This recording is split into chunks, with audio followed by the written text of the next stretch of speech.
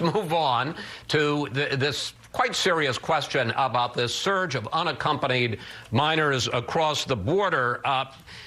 The Biden administration seems determined to kind of play it down. Take a look at this exchange this week. Do you believe that right now there is a crisis at the border? I think that the answer is no. I think there is a challenge at the border that we are managing, and we have our resources dedicated to managing it.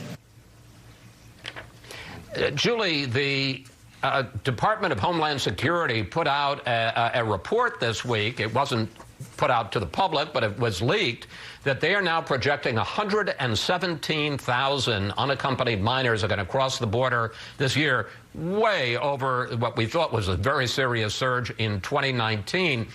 Is that sustainable for the Biden White House to say, well, it's not a crisis, it's a challenge, we're managing it, and more importantly, do they really have a plan to get this under control?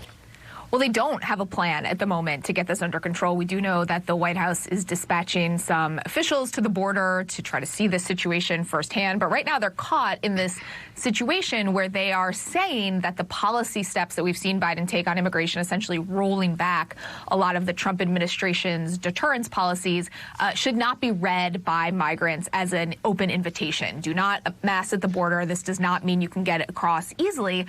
But for all of their talk about that, all of their messaging on it, that's not the message that is actually being received by a lot of migrants. And so you do have this situation where people are increasingly coming to the border.